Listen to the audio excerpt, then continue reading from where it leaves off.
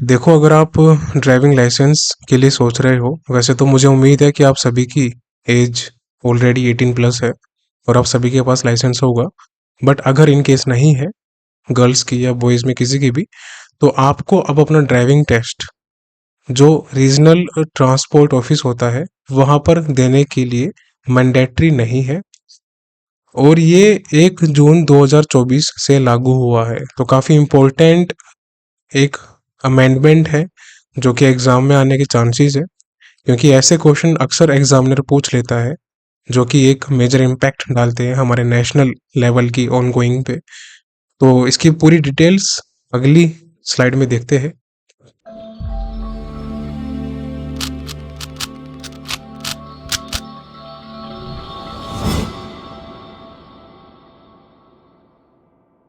Hello future officers, I hope you perfect there and doing deadly study. So आज हम national part 1 finish करेंगे, मई 3 और 4 week का। और हमारा मई का first plus second week complete finish हो चुका था और इसकी नोट्स पीडीएफ टेलीग्राम ग्रुप में और चैनल में सेंड की जा चुकी है। तो वहाँ से जाके आप इसका प्रिंट आउट निकलवा लेना। और हैंड रिटन नोट्स बनाने की आवश्यकता नहीं है, ये मैं हर एक लेक्चर में बोलता हूँ। ये स्पेशली उन बच्चों के लिए है जिन्होंने अभी नया ज्वाइन किया है और अभी देखना शुरू किया है। तो आपको अपने अलग से हैंड रिटन नोट्स नहीं बनाने। नोट्स की पीडीएफ में ऑलरेडी सारे नोट्स मैंने खुद फ्रेम की है, बस आप उसका प्रिंट आउट निकलवाओ, अपना टाइम सेव करो और उसका मल्टीपल टाइम्स रिवीजन करो। तो देखते हैं आज इम्पोर्टेंट न्यूज़ किया है हमारे नेशनल पार्ट 1 में, जो कि कंबाइंड मई का 3 और 4 वीक रहेगा। ओके, तो ये काफ़ी इम्पोर्टेंट न्यूज़ है। सो देखो, काफ़ी इम्पोर्टेंट एक मॉडिफिकेशन आया है कि अगर आपको ड्राइविंग लाइसेंस की आवश्यकता है, अगर अभी तक आपका ड्राइविंग लाइसेंस नहीं बना, तो अब आपको ड्राइविंग टेस्ट आरटीओ ऑफिस में जाके देने की ज़रूरत नहीं है। ये सबसे बड़ा मॉडिफिकेशन आया है। यानी कि यहाँ पर अब आपको मैंडेटरी नहीं है कि आपको वहीं पे जाके आरटीओ में टेस्ट देना है ड्राइविंग का। और ये लागू हुआ है अभी 1 जून 2024 से। ये काफ़ी इम्पोर्टेंट मॉडिफिकेशन किया गया है, इसको ध्यान रखना। अब देखते हैं डिटेल्ड न्यूज़ क्या है इसकी। सो यहाँ पर ministry of road transport and highway, जब भी कभी व्हीकल्स की बात आ जाए, रोड्स की बात आ जाए, हाईवेज की बात आ जाए, तो उसमें हमेशा ministry of road and transport का हाथ होता है, क्योंकि वही इसकी नोडल अथॉरिटी है। सो उन्होंने अनाउंस किया है एक नया रूल, एक नया कानून उन्होंने अनाउंस किया है। उसमें इन्होंने जो प्रोसेस है ड्राइविंग लाइसेंस को पाने का, इसको लेने का, वो इजी कर दिया है, सिंप्लीफाई कर दिया है। यानी कि अब जो भी भीड़ होती थी आरटीओज में, रीजनल ट्रांसपोर्ट ऑफिसेस में, वहां पर लोगों को बहुत घंटों तक वेट करना पड़ता था, कई कई बार चक्कर भी काटने पड़ते थे कई कई दिनों तक। अब वो नहीं करना पड़ेगा। तो भीड़ को अब कम कर दिया जाए, इसलिए ये स्टेप लिया गया है। और ये 1 जून 2024 से लागू होगा। अब ये डेट बहुत इंपॉर्टेंट है, इसको ध्यान रखना। सबसे पहली बात, एग्जाम के बिहाफ से जो भी एप्लीकेंट्स है, यानी कि जब भी कोई एक इंसान किसी भी चीज के लिए अप्लाई करता है, चाहे वो ड्राइविंग लाइसेंस हो, एग्जाम हो, तो वो एप्लीकेंट कहलाता है। उनके पास ऑप्शन है कि वो अपना driving test private training centres में दे सकते हैं। अब ये आपको ध्यान रखना है कि उनके पास ऑप्शन है कि वो प्राइवेट ट्रेनिंग सेंटर्स में अपना ड्राइविंग टेस्ट दे सकते हैं। अब इसमें कुछ रेगुलेशंस है, ये रेगुलेशंस इंपॉर्टेंट है। और ये है क्या, इसको ध्यान से सुनो। जो भी ट्रेनिंग सेंटर होगा जहाँ पर कि driving test as an optional दिया गया है कि वहाँ पर जाके आप ड्राइविंग टेस्ट दे सकते हो, तो उस ट्रेनिंग सेंटर की के पास लाइट मोटर व्हीकल्स जैसे कार्स होगी, बाइक्स हो गए, ये लाइट मोटर व्हीकल्स में आते हैं। जिप्सी होगी, 4x4 व्हीकल्स हो गए हमारे, है ना, जैसे थार, महिंद्रा, जितने भी है सारे लाइट मोटर व्हीकल्स में आते हैं। तो इनके लिए 1 एकड़ का लैंड चाहिए। कितना? 1 एकड़। अगर आपके पास 1 एकड़ का लैंड है कम से कम, तो ही आप यहाँ पर लाइट मोटर व्हीकल्स का टेस्ट करवा सकते हैं, अदरवाइज नहीं करवा सकते।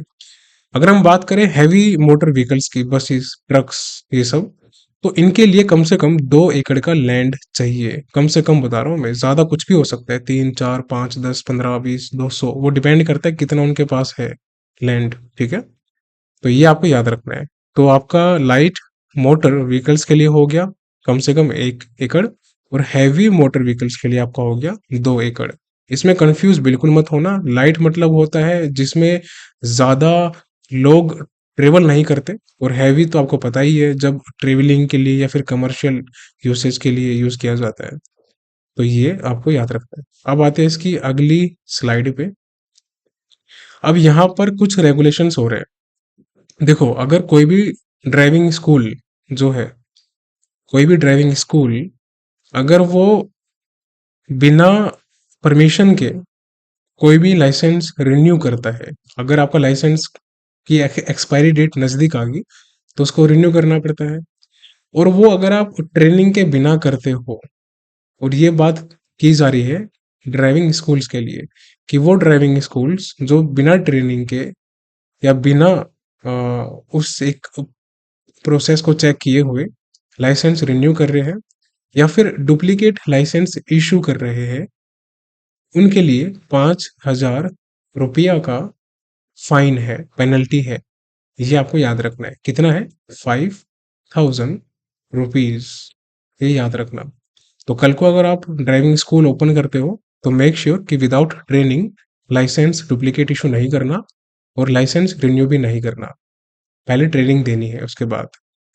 जो ट्रेनर्स होंगे जो आपको सिखाएंगे यहाँ पर कि गाड़ी कैसे चलानी है, कैसे गियर आपको चेंज करना होता है, तो ये जो ट्रेनर्स है इनके पास कम से कम स्कूल डिप्लोमा होना चाहिए, या इसी के इक्विवेलेंट कोई भी डिग्री होनी चाहिए। दोनों में से कुछ भी चलेगा, लेकिन ये मैंडेटरी है, इसके बिना आप टीच नहीं कर सकते।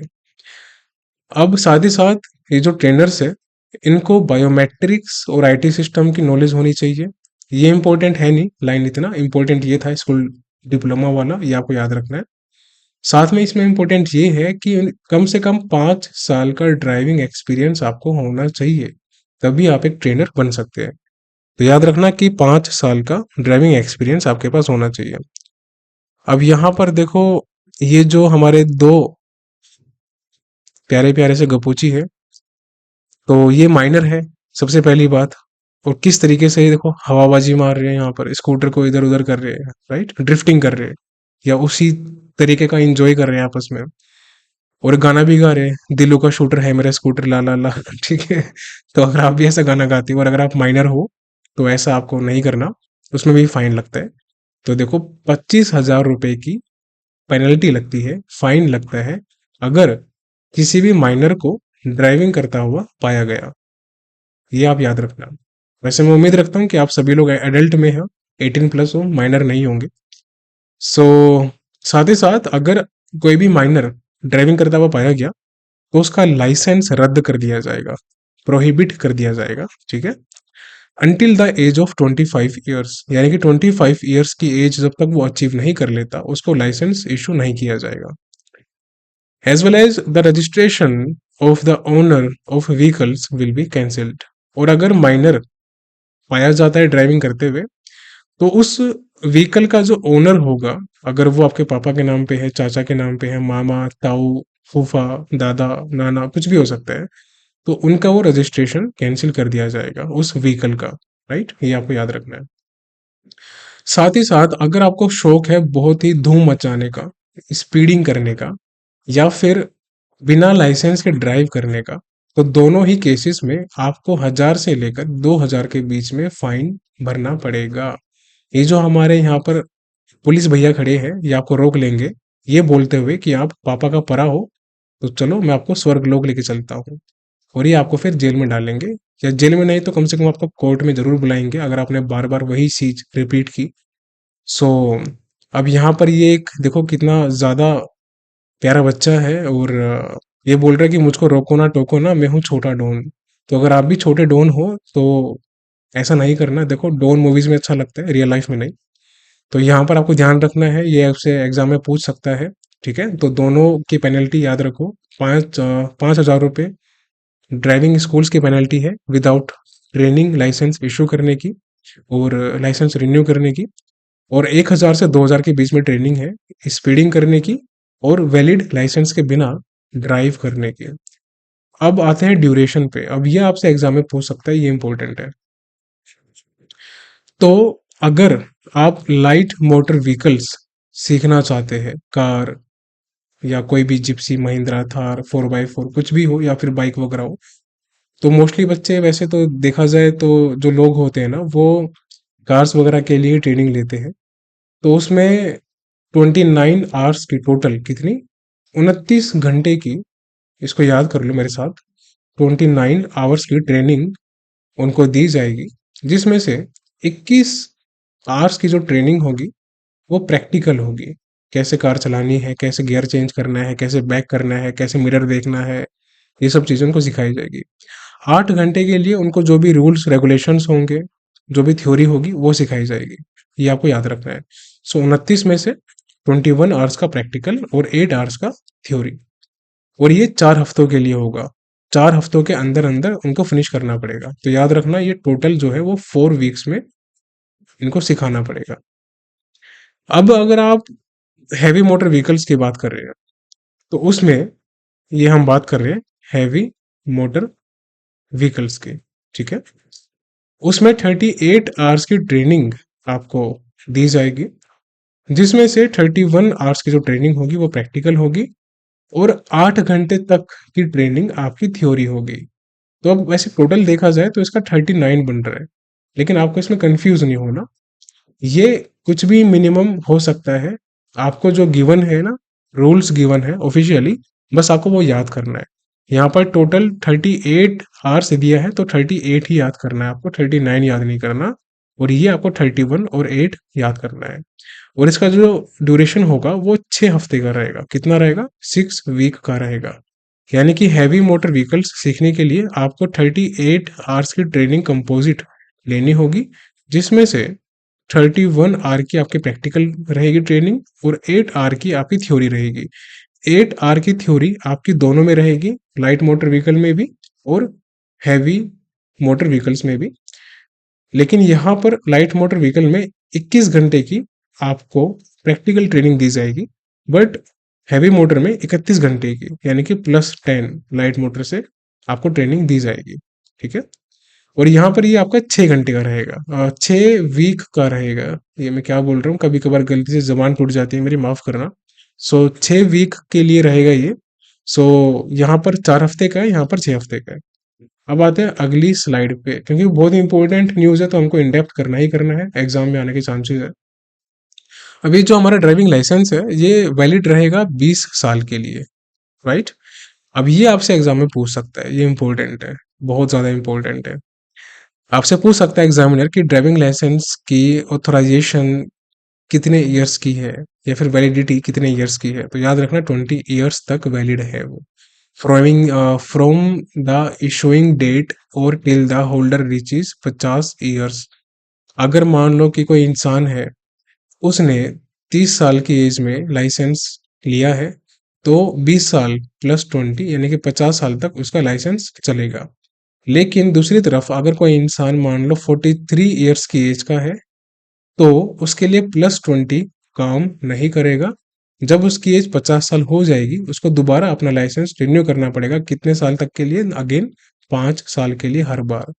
जब वो 55 का होगा फिर रिन्यू होगा, जब वो 60 का होगा फिर रिन्यू होगा, 65 का फिर रिन्यू, 70 का अगेन, 75 पे अगेन, 80 पे अगेन। तो जब तक आप जिंदा रहोगे आप ड्राइविंग कर सकते हो, लेकिन आपको 5 साल का बार बार रिन्यू करना पड़ेगा 50 साल के बाद, ठीक है। सॉरी, 60 साल के बाद, 50 साल के बाद नहीं, 60 साल के बाद। 50 साल के बाद आपका 10 साल के लिए रिन्यू होता है एक बार, ये याद रखना। इम्पोर्टेंट इतना है नहीं, ये इम्पोर्टेंट ज़्यादा है कि 60 साल के बाद, यानी कि 60 साल के बाद आपको 65 साल तक के लिए लाइसेंस मिलेगा। देन 65 के बाद 70 तक के लिए, देन 70 के बाद 75 तक के लिए, ऐसे 75 से लेकर 80 एंड देन सो ऑन, ठीक है। तो और अगर आप इस प्यारे से बच्चे को गधा बोल रहे हो, तो गधा बिल्कुल मत बोलना। देखो बहुत ऐसा नहीं करना, वरना ये बोलेगा कि गधा किसको बोला, घटोत्कच। तो अगर आपको घटोत्कच बनना है तो गधा बोलना है इसको, वरना नहीं बोलना, ठीक है। हाँ, एक चीज और, यहाँ पर जो ड्राइविंग लाइसेंस का पोर्टल है कि कहाँ पर किस पोर्टल से आप अप्लाई कर सकते हो, तो वो है वाहन पोर्टल, परिवहन पोर्टल। याद रखना, परि और वाहन पोर्टल।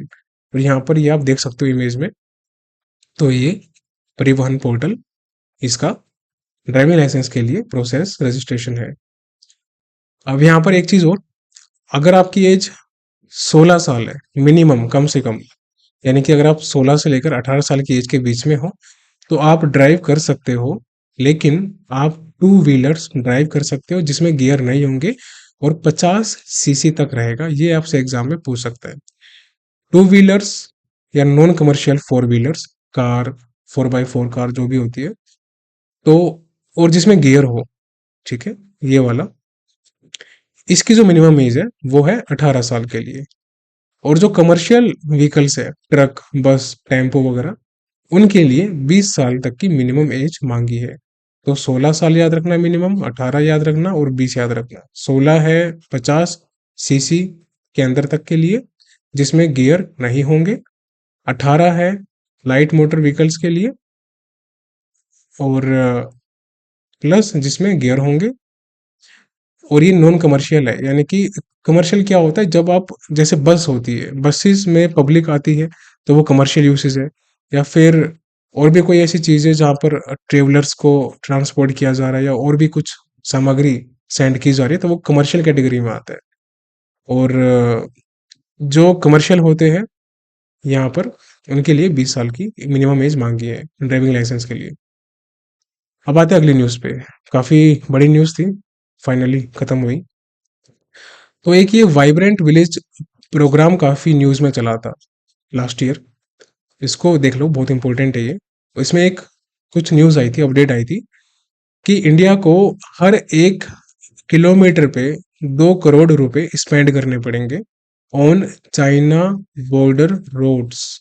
इंडिया क्या कर रहा है कि चाइना के ना कुछ, चाइना के बॉर्डर से कुछ स्टेट्स लगते हैं हमारे इंडिया के, जैसे उत्तराखंड, हिमाचल प्रदेश, लद्दाख, सिक्किम, अरुणाचल प्रदेश।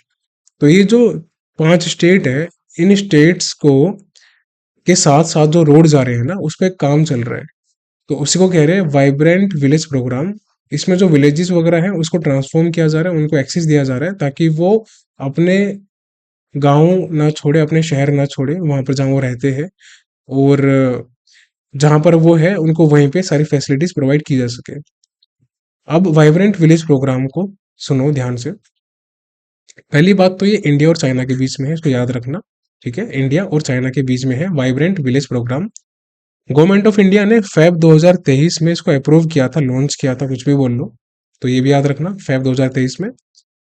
और ये एक सेंट्रली स्पॉन्सर्ड स्कीम है, यानी कि जितना भी फंड है वो सब सेंटर देगा, कंप्लीट उसी की जिम्मेवारी है। और फेब 2023 में ये लागू हुआ था। जो फाइनेंशियल आउटले है कि कितना पैसा यहाँ पर दिया जाएगा, तो 4 सालों के लिए, 4 ईयर्स के लिए, यहाँ पर 4800 करोड़ रुपए स्पेंड किए जाएंगे, जो कि फाइनेंशियल ईयर 23 से 26 तक के रहेंगे। ये आपको याद रखना है, काफी इंपॉर्टेंट है। ओके, अब 1 मिनट रुको। अब ये एक न्यूज़ है यहाँ पर। अब ये जो टोटल बजट है, ये 4800 करोड़ का है। कितने साल के लिए? 4 साल के लिए है, राइट। और ये भी याद रखना कि 23 से लेकर 26 तक के लिए है। अब जो एक्सपेक्टेड कॉस्ट है पर किलोमीटर रोड कंस्ट्रक्ट करने की, वो कितनी आई है? 2 करोड़ रुपए। बस इतना आपको याद रखना है। टोटल बजट है 48 करोड़ का, और पर किलोमीटर अगर पूछे आपसे एग्जामिनर, तो उसको बताना है भैया ये है 2 करोड़ रुपया। खत्म बात, चलो आगे बढ़ो। अब यहाँ पर 2967 विलेजेस, 2967 विलेज हमारे, जो कि फैले हुए हैं 46 बॉर्डर ब्लॉक्स में, इनको याद रख लेना। और 19 डिस्ट्रिक्ट, टोटल 5 यूटी और स्टेट के अंदर कौन कौन से हैं? अरुणाचल प्रदेश, आप मैप पे देख सकते हो, ये 7 सिस्टर्स जो हमारी है ना, नॉर्थ ईस्ट, जो हमारे नॉर्थ ईस्ट स्टेट्स है, वहां पर हमारा आता है। सो 7 सिस्टर्स में से, यानी कि नॉर्थ ईस्ट स्टेट्स में से हमारे पास 2 स्टेट है। एक है अरुणाचल प्रदेश, और दूसरा है सिक्किम। तो इन दोनों को आपको याद रखना है। यहाँ पर हमारा अरुणाचल हो गया, यहाँ हमारा सिक्किम हो गया मैप में। जो हमारा लद्दाख रीजन है एकदम नॉर्थ में आता है, ये यहाँ पर हमारा टॉप पे आ चुका है, जो कि यूटी है हमारा। अभी हाल फिलहाल में यूटी बना था इसको, राइट। कब बना था यूटी? 2019 में बना था, जब आर्टिकल 370 हटाया था, आपको मालूम होगा। उसके अलावा हिमाचल प्रदेश और उत्तराखंड दोनों ही एकदम साथ में सटे हुए स्टेट है हमारे, तो ये भी है। तो इन सभी पांचों स्टेट्स पे 19 डिस्ट्रिक्ट ऐसे हैं, और इस 19 डिस्ट्रिक्ट में 46 बॉर्डर ब्लॉक्स है। और इन 46 बॉर्डर ब्लॉक में और 19 डिस्ट्रिक्ट में 2967 यानी कि 2967 विलेजेस आते हैं। इनको ध्यान में रखते हुए ये पूरा वाइब्रेंट विलेज प्रोग्राम बनाया जा रहा है, जिसमें रोड्स को बनाया जा रहा है, रोड्स को बॉर्डर के सहारे में कंस्ट्रक्ट किया जा रहा है। आप यहाँ पर देख सकते हो इमेज में ना, ये जो बॉर्डर के आ रहे हैं साइड में सारा, यहाँ पर पूरा रोड कंस्ट्रक्ट होगा, ताकि इंडिया अच्छे से एक्सेस कर पाए अपने सोर्सेज का, मिलिट्री का, हर एक चीज का, और चाइना इन्वेड ना कर पाए किसी भी जगह से इंडिया के अंदर। अब यहाँ पर ये जो इनिशिएटिव है ये लिया गया था ताकि बॉर्डर सिक्योरिटी को इम्प्रूव किया जा सके, इनहेंस किया जा सके। बॉर्डर सिक्योरिटी इम्प्रूव क्यों करते हैं? ताकि दूसरा कोई कंट्री या फिर कोई दूसरा इंसान गलत तरीके से या अनऑथोराइज्ड तरीके से एंटर ना कर पाए हमारे भारत में, इंडिया में, या फिर किसी कंट्री के अंदर। सबसे ज्यादा जो प्रोजेक्ट्स है ना, वो अरुणाचल प्रदेश में किए जा रहे हैं, ये भी आपको ध्यान में रखना है। यानी कि अरुणाचल प्रदेश जो है वो सबसे ज्यादा फंड मांगेगा और सबसे ज्यादा काम वहीं पे चलेगा। अब आते हैं अगली न्यूज पे। अब ये भी काफी इंपॉर्टेंट न्यूज है।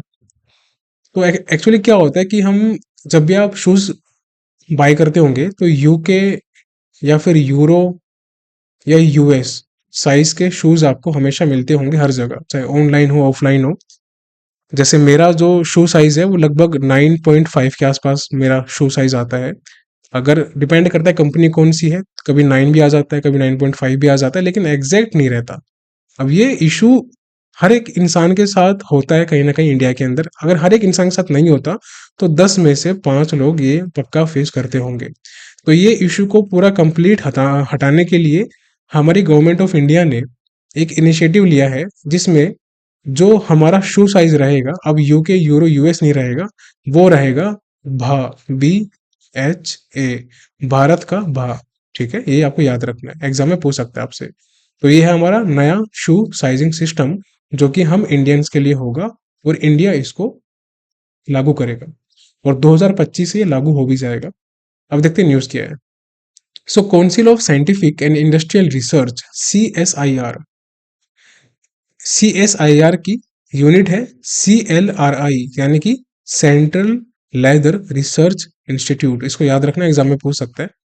सो CSIR, CLRI, इन दोनों इसने मिलके एक रिसर्च की थी, एक सर्वे किया था जिसमें इन्होंने कई सारे लोगों के जो शू साइज थे उनको ट्रैक किया था। फिर वो जो रिपोर्ट थी, उसकी जो रिकमेंडेशन थी, वो दी थी department for promotion of industry and internal trade, जो कि ministry of commerce and industry के अंतर्गत काम करती है, राइट। और फिर DPIIT ने वो रिकमेंडेशन, वो रिपोर्ट सेंड कर दी थी किसको? BIS को, ब्यूरो ऑफ इंडियन स्टैंडर्ड्स को, कि वो इम्प्लीमेंट कर सके भा शू साइजिंग सिस्टम। बस ये आपको याद रखना है। अब आ जाओ अगली स्लाइड पे। अब ये जो हमारा भा शू साइजिंग सिस्टम है, ये रिप्लेस कर देगा यूके यूरोप और यूएस साइजिंग सिस्टम को। अब हमको इसको यूज नहीं करना पड़ेगा, हमारा अपना शू साइजिंग सिस्टम होगा इंडिया का, और ये लागू हो जाएगा ऐसा एक्सपेक्टेड है, पूरा कंफर्म नहीं है, लेकिन 2025 में इसको लागू करने की बातें और काम चल रहा है। यहाँ पर टोटल 8 प्रपोजेस हुए हैं फुटवेयर साइजेस के, ये आपको याद रखना है, ये बहुत इंपॉर्टेंट है। सो टोटल 8 हमारे फुटवेयर साइजेस पे काम चलेंगे जो कि इन्फेंट का होगा, टोडलर्स का होगा, स्मॉल चिल्ड्रन का होगा, देन चिल्ड्रन। देखो, अगर आप 0 से 1 साल के बीच में हो तो इन्फेंट में है, टोडलर्स 1 से 3 साल, स्मॉल चिल्ड्रन 4 से 6 साल, देन चिल्ड्रन 7 से 11। ये आपको सारे याद नहीं करने, ठीक है, बस आपको याद ये करना है कि यहाँ पर 8 शू साइजिंग सिस्टम प्रपोज किए हैं। किसने? BIS को, CLRI ने। बस आपको ये ध्यान रखना है। बस इसको बाकी रीड कर लेना, इतना इंपॉर्टेंट नहीं है ये वाला। अब आते हैं अगली न्यूज़ पे। तो central council for research in Ayurvedic sciences, तो यहाँ पर जो हमारा CCR है ये, यानी कि central council of research in Ayurvedic sciences है, जो कि मिनिस्ट्री ऑफ आयुष के अंतर्गत काम करता है। इन्होंने प्रगति 2024 लॉन्च किया है। अभी प्रगति किया है pharma research in Ayurgyan and techno innovation. ये याद रखना, फुल फॉर्म इंपॉर्टेंट है, इसको याद कर लेना। और इसमें ये रिसर्च अपॉर्चुनिटीज को एक्सप्लोर करेंगे, ढूंढेंगे कि CCRA, यानी कि जो central council of for research in Ayurvedic sciences है, CCRAS है, इसके साथ अलग अलग आयुर्वेदा ड्रग इंडस्ट्री कोलैबोरेशन कर सके, और इस कोलैबोरेशन में अलग अलग इनोवेशंस, अलग अलग चीजें इम्प्लीमेंट की जाए। तो उसके लिए एक इनिशिएटिव लिया गया है जिसका नाम है प्रगति, PRAGATI। ठीक है, याद रखना, भूलना मत, इसकी फुल फॉर्म भी इंपॉर्टेंट है। सो प्रगति है, और किसने किया है? तो CCRAS, यानी कि central council for research in Ayurvedic sciences. अब यहाँ पर ये जो हमारे डॉक्टर बाबू है प्यारे से, ये बोल रहे हैं कि अगर आपने स्टडी नहीं की और फोकस होकर आपने लेक्चर नहीं सुना और करंट अफेयर्स का रिवीजन नहीं किया और राइट अप्रोच अगर आपने फॉलो नहीं किया, तो आपका भी इलाज यही करेंगे और आपको ये बोलेंगे निंजा हथौड़ी। तो आपको देख लो कि आपको निंजा हथौड़ी बनना है या फिर नहीं बनना। अब आ जाओ अगली न्यूज पे। So ministry of external affairs, MEA plus CSC, e governance services, plus MITI, यानी कि ministry of electronics and information, इन तीनों का कोलैबोरेशन है। काफी इंपॉर्टेंट कोलैबोरेशन है, क्योंकि यहाँ पर ये ई माइग्रेट सर्विस प्रोवाइड कर रहे हैं। ये एग्जाम में आने के चांसेस है, और ये कॉमन सर्विसेज सेंटर के थ्रू होगा। यानी कि जो कॉमन सर्विसेज सेंटर है ना, वो basically ministry of external affairs handle करती है। तो उसी के थ्रू अब ई माइग्रेट सर्विस को इजी किया जाएगा, सिंप्लीफाई किया जाएगा हमारे इंडियंस के लिए। माइग्रेशन क्या होता है? जब आप अपनी कंट्री को लीव करके, छोड़ के दूसरी कंट्री में कमाने जाते हो, तो वो होता है ई माइग्रेट करना। ई मतलब होता है इलेक्ट्रॉनिक, कि आप ऑनलाइन माइग्रेट करते हो। तो माइग्रेट मतलब होता है अपनी कंट्री को छोड़ के जाना दूसरी कंट्री में फॉर अर्निंग पर्पस। अब ये जो ई माइग्रेट पोर्टल है, ये मिनिस्ट्री ऑफ एक्सटर्नल अफेयर्स का है, ये आपको याद रखना है। ठीक है, क्योंकि माइग्रेशन की बात हो रही है तो ऑब्वियस सी बात है MEA के अंदर ही आएगा, वही संभालेगा इसको, और ये हेल्प करेगा। अब ये बहुत इंपॉर्टेंट है, इसको अच्छे से याद कर लेना। ब्लू कॉलर वर्कर्स, ये आपसे एग्जामिनर पूछ सकता है कि ये जो ई माइग्रेट पोर्टल है, जो कि मेटी ने, CSC गवर्नेंस ने और MEA ने मिलके अभी हाल फिलहाल लॉन्च किया है, इसमें कौन से कॉलर वर्कर्स को असिस्ट किया जाएगा? तो वो है ब्लू कॉलर वर्कर्स। ये इंपॉर्टेंट है, और जो कि जा रहे हैं ई माइग्रेशन चेक रिक्वायरमेंट के लिए। जो भी कंट्री ई माइग्रेशन चेक मांगती है, तो जो भी ब्लू कॉलर वर्कर उस कंट्री में जा रहे हैं, उनका प्रोसेस सिंप्लीफाई करेगा, आसान करेगा। ये आपको याद रखना है, सिंपल है एकदम, ज्यादा इसमें कुछ नहीं है कंफ्यूजन वाला। और जितने भी चैलेंजेस होते हैं माइग्रेशन के लिए वर्कर्स को, वो उनको फेस ना करना पड़े, उस प्रोसेस को सिंप्लीफाई कर दिया जाए, आसान बना दिया जाए, इसलिए ये इनिशिएटिव ले जा रहे हैं। सॉरी। अब आते हैं अगली न्यूज पे। So department for promotion of industry and internal trade, जो कि मिनिस्ट्री ऑफ कॉमर्स के अंतर्गत आते हैं, DPIIT के चेयरमैन कौन है एक बार मुझे बताना, चेयरमैन या फिर CEO, कोई भी आप बता सकते हो, कमेंट में मुझे बताओ। सो DPIIT ने ऑर्गेनाइज किया है ONDC स्टार्टअप महोत्सव। अब ये इंपॉर्टेंट है, आपसे एग्जाम में पूछ सकता है कि किसने ONDC स्टार्टअप महोत्सव लॉन्च किया है। सो ONDC स्टार्टअप महोत्सव लॉन्च्ड बाय DPIIT, कहाँ पर?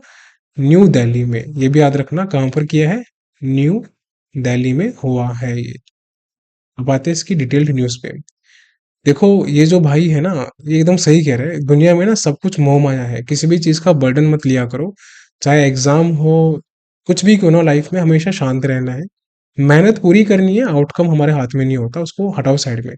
मेहनत नहीं करोगे तो आउटकम तो बुरा आएगा ही आएगा, लेकिन मेहनत करने के बाद जो अगर आउटकम बुरा भी आता है ना, तो आपको पता होता है कि आपने मेहनत की है, आपका पोटेंशियल इंक्रीज हुआ है। तो मेहनत पे ध्यान दो, आउटकम पे नहीं। So department for promotion of industry and internal trade, जो कि ministry of commerce and industry के अंतर्गत आती है। क्या आप मुझे बताओ कि क्या मिनिस्ट्री ऑफ कॉमर्स इंडस्ट्री के जो मिनिस्टर है वो पीयूष गोयल है या नहीं है? ये आप मुझे बताना कमेंट में, यस या फिर नो। सो इन्होंने ऑर्गेनाइज किया है इसी तरह का एक मतलब खुद की तरह का, अपने आप का एक पहला ओएनडीसी स्टार्टअप महोत्सव, ये इन्होंने पहली बार ऑर्गेनाइज किया है, जो कि न्यू दिल्ली में हुआ है। अब ये ओएनडीसी है क्या? तो देखो, ओएनडीसी बेसिकली करता क्या है, आपको मैं समझा देता हूँ। ओएनडीसी को ना दिसंबर 2021 में लॉन्च किया था। अब ये डेट इंपॉर्टेंट नहीं है, बस इंपॉर्टेंट ये है कि कब लॉन्च किया था। तो 21 याद रखो, 2021। और इसमें ये प्रमोट करता है और क्रिएट करता है inter operable e commerce ecosystem. Inter operable क्या होता है कि वो हर एक चीजों को एक प्लेटफॉर्म पे लाके खड़ा कर देता है। अब आप वहां पर किसी भी प्लेटफॉर्म को एक्सेस कर सकते हैं, जैसे अमेजन, फ्लिपकार्ट, मिंत्रा, जितनी भी सारी चीजें हैं वो सब आप डायरेक्टली ओएनडीसी पे जाके भी एक्सेस कर सकते हैं। आपको अलग अलग एप्लीकेशन इंस्टॉल करने की आवश्यकता नहीं होती। और ये जो हमारा स्टार्टअप इंडिया है, अभी स्टार्टअप इंडिया कहाँ से बीच में आ गया, तो देखो, अब यहाँ पर तो ये तो हो चुका है कि हमारा ओएनडीसी स्टार्टअप महोत्सव न्यू न्यू दिल्ली में हुआ था। सो ओएनडीसी और स्टार्टअप इंडिया ने भी इसमें पार्टिसिपेट किया था एक साथ मिलके, कि वो ओएनडीसी स्टार्टअप महोत्सव को लॉन्च करे। और ये दोनों ही department for promotion of industry and internal trade के अंतर्गत आती है। तो ये आपको याद रखना, आपसे एग्जाम में पूछ सकता है कि डीपीआईआईटी के साथ किसने कोलैबोरेशन किया था for the organisation for the launch of ONDC startup Mahotsav in New Delhi. तो ONDC plus startup India initiative.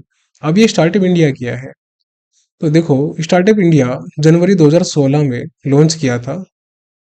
और ये जो स्टार्टअप्स होते हैं ना, उनको सपोर्ट करता है, उनको बूस्ट करता है कि वो ज़्यादा इन्हेंस कर सके अपनी एंटरप्रेन्योरशिप फील्ड में।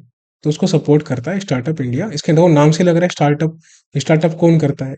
एंटरप्रेन्योर बनने के लिए तो किया जाता है।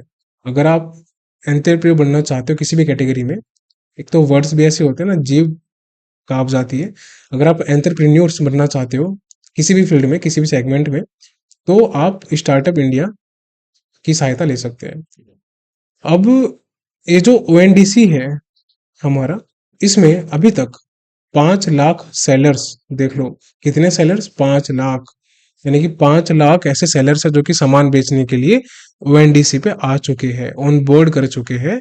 किस पे? ओएनडीसी प्लेटफॉर्म पे। इसको भी याद रखना, ये जो हमारा डेटा है 5 लाख वाला।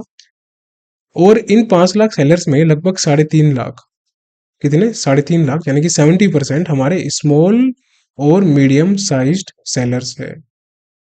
ये इतना इंपॉर्टेंट नहीं है, इंपॉर्टेंट ये है कि 5 लाख सेलर्स अब तक ऑन बोर्ड कर चुके हैं। अब आते हैं अगली न्यूज पे। अब ये भी काफी अच्छी न्यूज है। सो gas authority of India limited, जो कि हमारी महारत्ना कंपनी है, आपको मालूम होगा हमारे इंडिया में 13 महारत्ना कंपनी है। गेल, भेल, SAIL, Power Grid, REC Limited, Indian Oil, Bharat Petroleum, Oil India, Coal India. ये सब आपको याद रखनी है, हमेशा एग्जाम में पूछ सकते हैं कि कौन सी महारत्ना कंपनी नहीं है। ठीक है, तो याद रखो। सो गेल ने 10 मेगावाट का ग्रीन हाइड्रोजन प्लांट इस्टेब्लिश किया है मध्य प्रदेश में। अब देखते हैं ये इंपॉर्टेंट क्यों है। सो इंपॉर्टेंट इसलिए है क्योंकि ये पहला लार्जेस्ट ग्रीन हाइड्रोजन प्लांट है। किसका? गेल का खुद का, इंडिया का नहीं, वर्ल्ड का नहीं, गेल का खुद का। ठीक है, याद रखना। तो गेल का खुद का पहला लार्जेस्ट ग्रीन हाइड्रोजन प्लांट है, जो कि विजयपुर मध्य प्रदेश में यहाँ पर इनोग्रेट किया जाएगा, यहीं पे स्टैब्लिश किया जाएगा। इस प्लांट की जो कैपेसिटी है, ये प्रोड्यूस करेगा 4.3 टन्स पर डे हाइड्रोजन। याद रखना है इसको, इंपॉर्टेंट है ये भी। पहली बात तो 10 megawatt proton exchange membrane electrolyser के थ्रू ये हाइड्रोजन प्रोड्यूस करेगा, और इसके लिए ये रिन्यूएबल एनर्जी को यूज करेगा, रिन्यूएबल पावर का यूज करेगा, राइट। तो 10 मेगावाट का हमारा ग्रीन हाइड्रोजन प्लांट है, पहले आपको ये याद रखना है, 10 मेगावाट का, जो कि प्रोड्यूस करेगा 4.3 टन्स पर डे हाइड्रोजन। और किसके थ्रू करेगा? Proton exchange proton exchange membrane electrolyser के थ्रू करेगा, बाय यूजिंग रिन्यूएबल पावर। बस इतना आपको ध्यान रखना है, लेकिन याद करने वाला ये है कि गेल का है अपना खुद का पहला लार्जेस्ट ग्रीन हाइड्रोजन प्लांट, जो कि विजयपुर मध्य प्रदेश में स्टैब्लिश किया गया है। तो विजयपुर भी याद रखना, विजयपुर, ठीक है। तो साथ में ये जो 10 मेगावाट का प्रोटॉन एक्सचेंज मेम्ब्रेन है, ये इंपोर्ट किया गया है कनाडा से। काफी डिस्प्यूट हुआ था लास्ट ईयर G20 के टाइम, आपको अगर आपको याद हो, इंडिया और कनाडा के बीच में। और इंडिया की जो एम्बेसी थी यहाँ से, जो हमारे एम्बेसडर थे कनाडा के, उनको भी स्थगित, उनको भी बाहर निकाल दिया गया था उस डिस्प्यूट के चलते। और सेम वहां से भी हुआ था इंडिया के लिए। तो खैर वो इम्पोर्टेंट नहीं है, इम्पोर्टेंट इसलिए है जो मैं आपको बता रहा हूँ, ताकि आपको ध्यान रहे कि कनाडा से 10 मेगावाट का पीएम मंगवाया जाएगा, इंपोर्ट किया जाएगा वहां से। अब आ जाओ अगली न्यूज पे। सो यहाँ पर जो टोटल इन्वेस्टमेंट है इस 10 मेगावाट प्लांट को बनाने के लिए, वो कितनी होगी? 231 करोड़ होगी। तो ये भी इंपॉर्टेंट है, याद रखना। और ये 99.99% प्योरिटी का हाइड्रोजन प्रोड्यूस करेगा। ये इंपॉर्टेंट नहीं है, बस ध्यान रखना है आपको।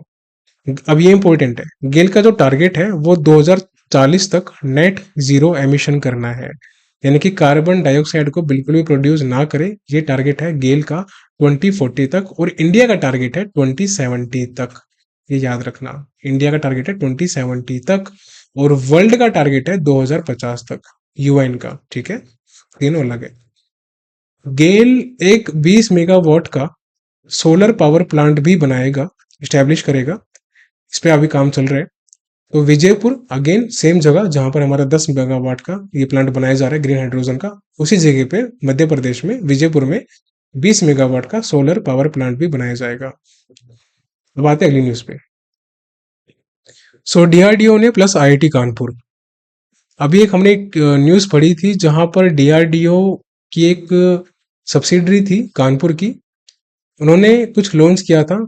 हमारा लास्ट लेक्चर था साइंस एंड टेक का, अगर आपको याद है तो कमेंट में बताओ, अगर याद नहीं है तो जाके रिवीजन कर लेना मई फर्स्ट एंड सेकेंड वीक का साइंस एंड टेक का पूरा। खैर वो छोड़ो।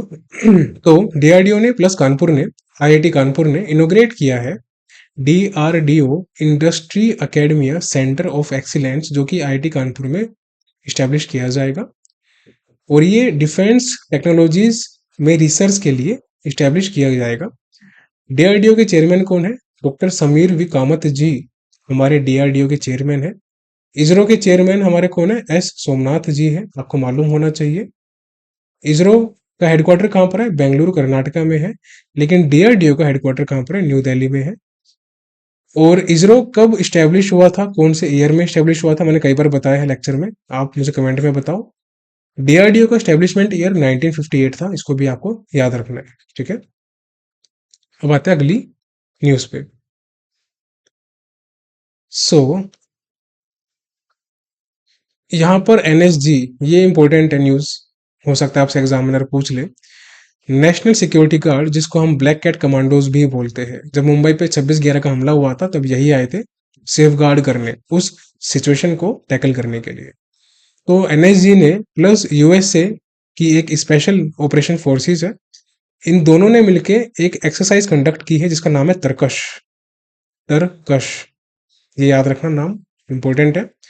और ये तरकश बेसिकली काउंटर टेररिज्म एक्सरसाइज है, जो कि कोलकाता वेस्ट बंगाल में कंडक्ट हुई है। और कंडक्ट कहाँ पर हुई है वो भी याद रखना है। और ये एक्सरसाइज का पर्पस क्या है, इसका नाम क्या है वो भी याद रखना है। पर्पस है टेररिज्म को काउंटर करना, और नाम है तरकश। ये 3 हफ्तों की एक्सरसाइज है, तो ये भी याद रखना ड्यूरेशन, ठीक है। एनएसजी के जो डीजी है, डायरेक्टर जनरल, उनका नाम है नलिन प्रभात जी। सो नलिन प्रभात जी हमारे डीजी है, एनएसजी के, इंपॉर्टेंट है, याद रखो। हेडक्वार्टर कहाँ पर है इनका? न्यू दिल्ली में है। इस्टेब्लिशमेंट 1986 में हुआ था और मिनिस्ट्री ऑफ होम अफेयर्स के अंतर्गत आते हैं, मिनिस्ट्री ऑफ डिफेंस के अंतर्गत नहीं आते। ठीक है, मिनिस्ट्री ऑफ डिफेंस के अंतर्गत एनएसजी एनएसजी नहीं आती, ये आती है मिनिस्ट्री ऑफ होम अफेयर्स के अंतर्गत।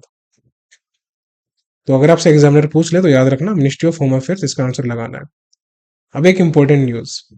सो मिनिस्ट्री ऑफ होम अफेयर्स, जिनके कि अमित शाह जी हमारे अभी इंचार्ज है, उन्होंने एक पैनल बनाया है, एक कमेटी बनाई है, जो कि टैकल करेगा साउथ ईस्ट एशिया के साइबर क्राइम थ्रेट जो हमारे इंडिया में होते हैं। तो साउथ ईस्ट एशिया में कुछ कंट्रीज आती है, लगभग 11 कंट्रीज है। तो वहां पर देखा गया है कि ये साउथ ईस्ट एशिया की जो कंट्रीज है ना, उसके बहुत ज्यादा साइबर क्राइम फ्रॉड्स हो रहे हैं हमारे इंडिया में। तो उसको टैकल करने के लिए एक कमेटी, एक पैनल बनाया गया है। तो मिनिस्ट्री ऑफ होम अफेयर्स ने एक कमेटी बनाई है, किस चीज के लिए? Law enforcement and intelligence agencies to tackle the increasing cyber crimes.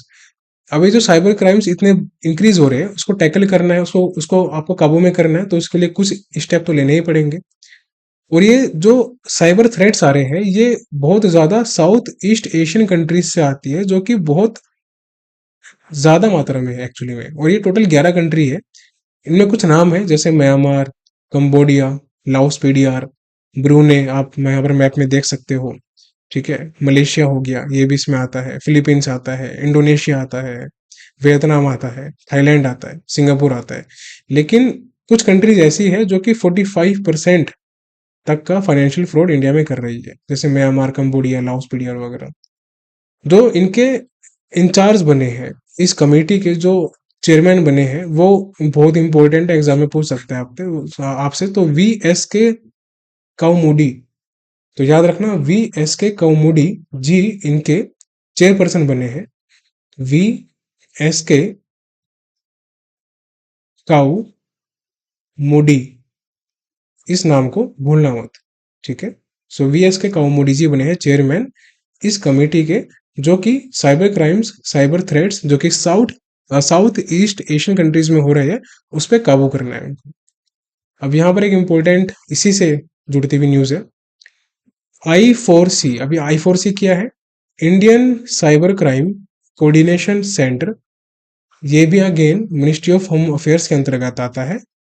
ये काम करता है टैकल करने में increasing cyber crimes in India. जितने इंडिया में साइबर क्राइम्स हो रहे हैं उसको टैकल करना है, तो उसके लिए कौन काम करता है? अगर आपसे पूछा एग्जामिनर तो बता देना I4C, यानी कि Indian cyber crime coordination centre. C 4 बार आया है, क्राइम, साइबर क्राइम, इसलिए यहाँ पर 4 लिखा गया है। तो I4C, ये आपको याद रखना है। सो आरबीआई कहता है जानकार बनिए, सतर्क रहिए। और वो इसलिए कहता है ताकि आपके साथ कोई भी फाइनेंशियल ऐसे या फिर साइबर फ्रॉड्स ना हो। ओके, सो अब आते हैं अगली स्लाइड पे। तो इस जो कमेटी के अनुसार लगभग 7,000 करोड़, ये इंपॉर्टेंट डेटा है, याद रखना। सो 7,000 करोड़ अभी तक गवा चुके हैं, लॉस्ट हो चुके हैं लोग साइबर क्राइम्स में इंडिया से। ये बहुत इंपॉर्टेंट डेटा है, याद रखो।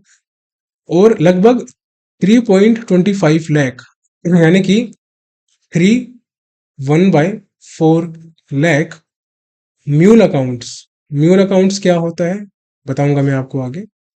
ये देखो, म्यूल अकाउंट्स वो होता है जब कोई एक पर्टिकुलर इंसान, बेसिकली होता क्या है कि देखो, जब आप इलीगल तरीके से पैसा कमाते हो, तो उस प्रोसेस को आपको सही तरीके से सेंड करना पड़ता है, यानी कि उसको आपको अपने पास लाने के लिए और पैसा घुमा के कैसे उसको एक्सेस किया जा सके, वो सब इसी में आता है, म्यूल अकाउंट्स के अंदर आता है। यानी कि वो एक तरह से फ्रॉडुलेंट अकाउंट्स होते हैं, वहां पर फेक केवाईसी वगैरह होता है। तो इन चीजों पे काबू हो सके, और इसलिए इस पे काम किया जा रहा है। तो बैंक्स वालों पे एक रिस्पॉन्सिबिलिटी होती है कि कोई भी ऐसा अकाउंट जहां पर आपको लगता है कि कुछ ऐसी ट्रांजैक्शंस हो रही है जो कि सही नहीं है, इलीगल है, या फिर फ्रॉडुलेंट है या कुछ भी ऐसा काम कर सकते हैं फ्यूचर में जो कि थ्रेटफुल हो, तो उसको ट्रैक करते रहो और उसको बंद करते रहो, उसकी रिपोर्ट करो किसको, पुलिस अंकल को, राइट। तो 3.25 लाख म्यूल अकाउंट्स बंद कर दिए हैं, ये भी याद रखना। और 7,000 करोड़ अभी तक लोग गवा चुके हैं साइबर क्राइम्स में इंडिया से। और अब ये जो म्यूल अकाउंट है, ये यूज होता है मनी लॉन्ड्रिंग, साइबर क्राइम्स वगैरह के लिए, जो फंड्स वगैरह आते हैं उनको, यूजिंग केवाईसी। अलग इंसान से केवाईसी कर लेते हैं, किसी का आधार कार्ड, किसी का डीएल वगैरह लगा देंगे और उससे वो अपना अकाउंट एक्सेस करते हैं। और ये जो अकाउंट्स है ये फ्रोजन कर दिए गए हैं, इनसे आप एक्सेस नहीं कर सकते, अब इनसे पैसा निकालना डालना बंद हो चुका है। और ये लास्ट 4 मंथ का डेटा है पूरा कंप्लीट, ये 7,000 करोड़ का और 3.25 लाख म्यूल अकाउंट्स का। अब आते हैं अगली स्लाइड पे। तो अब तक 4,600 कंप्लेंट, कितनी, 4,600 कंप्लेंट पिछले 4 महीनों में, ये जैन से लेकर फेब तक का डेटा है। सो पिछले 4 महीनों में 4,600 कंप्लेंट रजिस्टर की गई है। अब ये अलग चीज है, डिजिटल अरेस्ट, यानी कि कोई इंसान गवर्नमेंट एम्प्लॉय बनने का नाटक करता है और वो स्कैम करता है लोगों के साथ। सो पर्सन इम्पर्सोनेट्स, यानी कि एक्ट्स लाइक, ऐसा बिहेव करता है, दिखाता है, दर्शाता है कि वो गवर्नमेंट ऑफिशियल है। तो उसके लिए जो हमारे सिंघम अंकल है, ये बोलते हैं कि सिंघम का पंजा करेगा तुझे गंजा। तो अगर इनको, इनके हाथ में कोई ऐसा इंसान आ गया जो कि ऐसा एक्ट कर रहा है कि वो गवर्नमेंट ऑफिशियल है और वो स्कैम कर रहा है, और इनके हाथ में आते ही वो टकला हो जाएगा। तो ये साइबर क्राइम विंग है अलग अलग स्टेट्स की, वो ऐसे काम करती है कि वो उसको प्रिवेंट कर सके। तो बस वही है कि जो स्कैमर्स होते हैं वो इम्पर्सोनेट्स करते हैं, एक्ट करते हैं ऐसा कि वो एक गवर्नमेंट एम्प्लॉय है, और जो विक्टिम होता है उसको धमकाते हैं, डराते हैं वीडियो कॉल से, और मनी एक्सटोर्स कर, मतलब मनी एक्सटोर्शन वगैरह होता है, मनी डिमांड करते हैं कि अगर आपने इतना पैसा नहीं दिया तो हम आपके वीडियो, ये चीज़ पब्लिक में रिवील कर देंगे, रिलीज कर देंगे, ये सब चीज़ें होती है। तो इसमें खैर इतना नहीं घुसना, लेकिन जो इम्पोर्टेंट है वो ये है कि 4,600 कंप्लेंट जैन से लेकर अप्रैल तक अभी तक रजिस्टर हो चुकी है फॉर डिजिटल अरेस्ट। और 7,000 करोड़ पैसा जो हमारा अमाउंट है वो लोग गवा चुके हैं अभी तक। और 3.25 लाख म्यूल अकाउंट फ्रोजन हो चुके हैं इन द लास्ट 4 मंथ। अब आते हैं हम अगली न्यूज पे। अभी लास्ट, सेकंड लास्ट न्यूज है हमारी। तो मेजागन डॉक शिप बिल्डर्स, जो कि बहुत न्यूज में रहता है और जो कि मुंबई में सिचुएटेड है, आपसे एग्जाम में पूछ सकता है कि कहाँ पर इसका हेडक्वार्टर है, कहाँ पर सिचुएटेड है, तो वो मुंबई में है। इन्होंने अपना 250वां, जबान टूट गई मेरी सो 250वां इन्होंने अपना फाउंडेशन डे बनाया है अभी। और इसी फाउंडेशन डे पे इन्होंने दो चीजें एक लॉन्च की है। एक है मिगेट सबमेरीन, मिगेट होता है बहुत ही छोटी, मतलब कोई चीज, तो एक बहुत ही छोटी सबमेरीन इन्होंने रिलीज की है जो कि 150 टन के अंतर्गत है, इसके अंदर आती है, और जिसका नाम याद रखो, इंपॉर्टेंट है, अरोवना। अरोवना, अरोवाना, कुछ भी याद कर सकते हो। तो वो इसका नाम है किसका, मिगेट सबमरीन का। और साथ ही साथ इन्होंने एक सूची, कौन सी, सूची नाम से 24 पैसेंजर की, ये जो दिख रहा है ना फेरी, ये ऐसी इन्होंने एक लॉन्च की है, दो, जो कि फ्यूल सेल इलेक्ट्रिक फेरी है। तो इन दोनों के नाम बहुत इंपॉर्टेंट है। एरोवल, अरोवाना नाम है मिगेट सबमरीन का, और सोची नाम है फ्यूल सेल इलेक्ट्रिक फेरी का। इन दोनों को याद रखना है। अब आते हैं लास्ट की न्यूज पे। सो इंडियन ऑयल, जो कि हमारी एक मारुति कंपनी है, अभी हमने पढ़ा था कि गेल ने 10 मेगावाट का, गेल ने 10 मेगावाट का एमपी में अपना ग्रीन हाइड्रोजन प्लांट स्टैब्लिश किया है 231 करोड़ का, और 20 मेगावाट भी सेम प्लेस में वो काम करेगा। तो ऐसे ही वो भी महारत्ना था, और Indian oil, oil India, Bharat petroleum, ये भी हमारे महारत्ना कंपनी के अंदर आते हैं। तो इन्होंने, इंडियन ऑयल ने ग्रीन हाइड्रोजन फ्यूल बस, ये देख रहे हो ना आप, ग्रीन हाइड्रोजन फ्यूल सेल बस हैंड ओवर कर दी, यानी कि दे दी किसको, इंडियन आर्मी को। अब इंडियन आर्मी का एक छोटा सा प्यारा सा जो हमारा सोल्जर है वो बोल रहा है कि भाई देख, विंडो सीट मेरी है तो अपना देख ले, ठीक है। तो इन्होंने पहले अपनी विंडो सीट रिजर्व कर ली है, जैसे आप करते हो हमेशा ट्रेन में और जहां भी आप ट्रेवलिंग करते हो। तो बस इतना है इस न्यूज में इंपॉर्टेंट, बाकी न्यूज में कुछ इंपॉर्टेंट नहीं है। तो अब अगर आपसे एग्जाम में पूछता है कि कौन सी मारुति कंपनी ने या कौन सी कंपनी ने ग्रीन हाइड्रोजन फ्यूल सेल बस इंडियन आर्मी को हैंड ओवर की है, तो वो है इंडियन ऑयल। याद रखना, इसमें कंफ्यूज नहीं होना। Bharat Petroleum, Hindustan Petroleum, Oil India, इन सब में कंफ्यूज बिल्कुल नहीं होना। इंडियन ऑयल अच्छे से दिमाग में डाल लो। ये हमारी न्यूज़ पूरी फिनिश हो चुकी है। अब हमारा नेक्स्ट लेक्चर जो कल होगा वो आपको इवनिंग में सेंड कर दिया जाएगा यूट्यूब पे। तो वो नेशनल पार्ट 2 होगा हमारा, ठीक है। उसके बाद फिर हम करेंगे बैंकिंग, एंड देन हम करेंगे RBI, and then so on, जो भी होंगे टॉपिक्स हमारे। तो उम्मीद करते हैं फ्यूचर ऑफिसर्स आपको सेशन पसंद आया होगा। और बाकी जो भी बच्चे मेंस में अपेयर हो गए तो जाके आप वीडियो देख सकते हैं यूट्यूब चैनल पे। और टेलीग्राम ग्रुप और चैनल दोनों को ज्वाइन बहुत इंपॉर्टेंट है करना, क्योंकि नोट्स की पीडीएफ और जो भी अपडेट्स होती है वो इन दोनों जगह पे सेंड होती है। तो अगेन आपको किसी भी लेक्चर के नोट्स नहीं बनाने, टाइम खराब बिल्कुल नहीं करना।